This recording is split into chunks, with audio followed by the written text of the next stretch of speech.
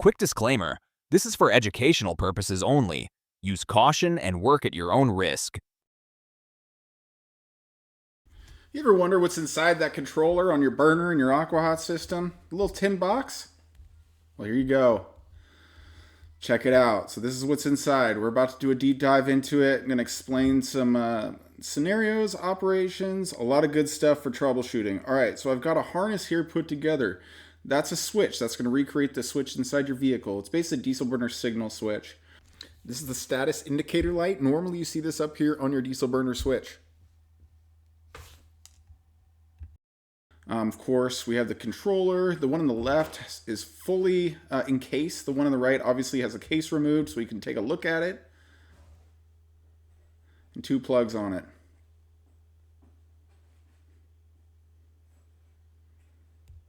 All right, next thing we got our high limit thermostat up here.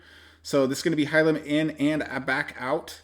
And then the orange and white wire, that's going to be the controlled thermostat signal from the control board. We will be recreating these thermostats with these two jumpers. All right, this is a photo eye off a burner. So we're going to be recreating the flame with our hand. So we're going to be cupping it so as if it was extinguished, and then we're going to be releasing it to the light as it's lit. So that's important for this circuit, just for the testing. And then here's the control board. Or a control box cover. I put some lights in here so it's easier to see. You've got your fuel solenoid on the right, igniter on the left, burner motor in the center. So you can reference while we're doing the troubleshooting here, the explanation.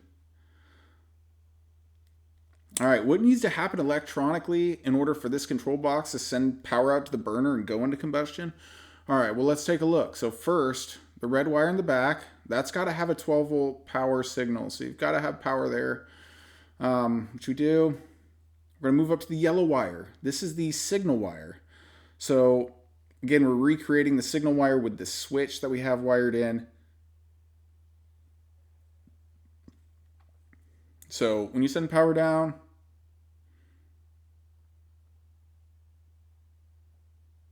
you see lights over on the control board cover. But there's a couple things you need to check before. So the first thing is going to be, you need power at that orange wire on the controller right there.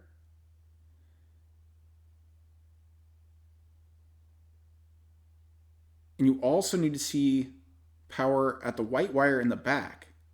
So that's the control thermostat circuit.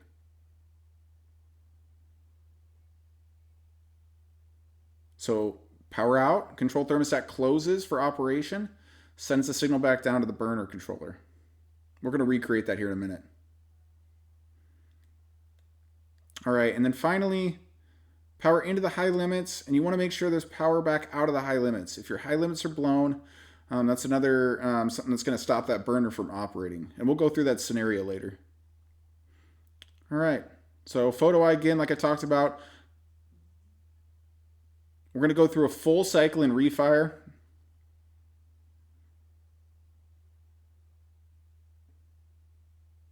All right, so burner's in the dark right now. Burner's inside the burn chamber, it's in the dark, so we're covering the photo eye.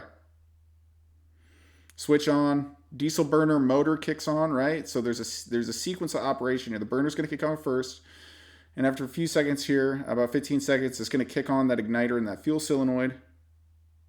Right, so you saw the fuel solenoid kick on the igniter. As soon as that igniter gets exposed to the light, it shuts off.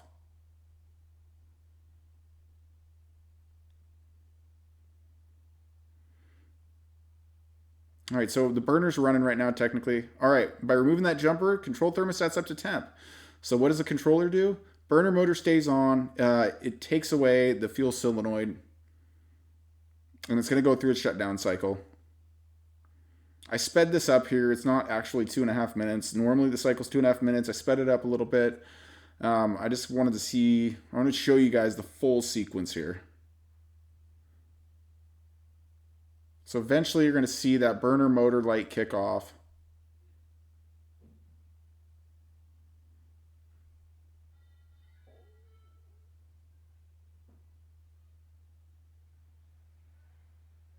All right, there we go. All right, so now the thermostat is calling for heat again. So let's plug it in. So thermostat now calling for heat. You see the burner motor kick back on.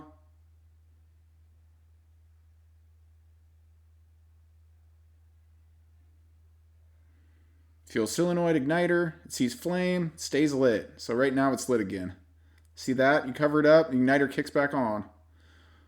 Loses flame, flame out, kicks back on. So this is actually something really interesting. They don't mention this in the manuals here. There's a different way to test it, but this is kind of a cool way to test.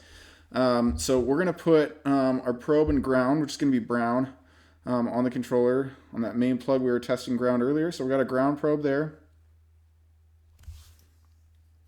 We're actually going to go down to that green wire down below. So that's our signal back from our photo eye. And I just want to show you guys what it looks like when the photo eye senses flame and when it doesn't sense flame. So there you go. Poking in the back there, back probing.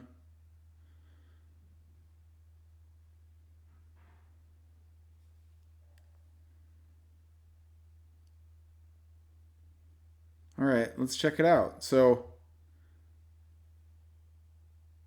we're waiting for it to go into sequence. Just turn on the switch. Fuel solenoid igniter. So when it's covered, around 6 volts. When it sees light, it's around that 13 volt range or 12 volt range.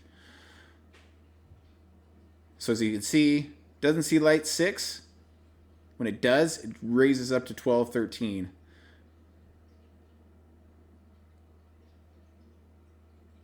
There's a resistance test you can do on the harness too, if you wanted to. In the manual, they talk about that. But this is actually just a quick way to see what it's doing, what the flame's doing.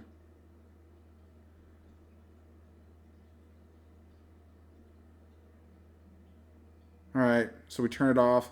All right, what does the system do if the high limit thermostat's blown out? So let's check this out here. So remember we talked earlier about the high limit? So let's remove the high limits. Let's turn on the diesel burner switch. Let's see what happens.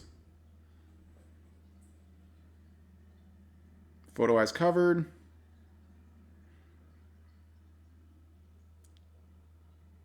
No fuel solenoid. The igniter's going, but there's no fuel solenoid activation.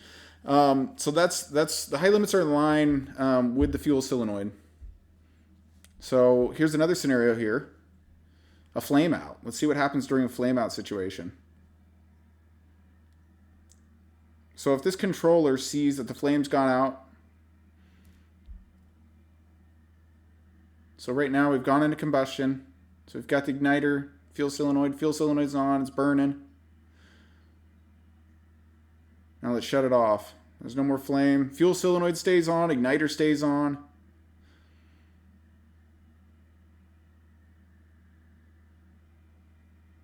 But eventually they go out. So it sensed that there was no flame there. So now it's going into a shutdown cycle.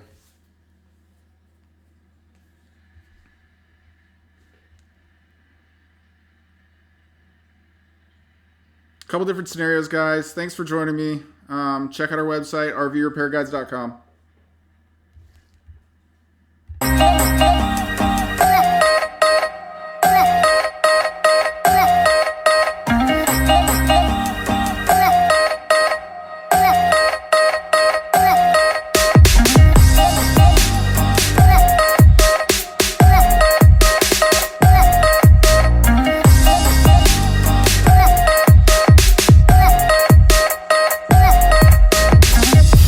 Quick disclaimer, this content is for educational and informational purposes only and not professional advice.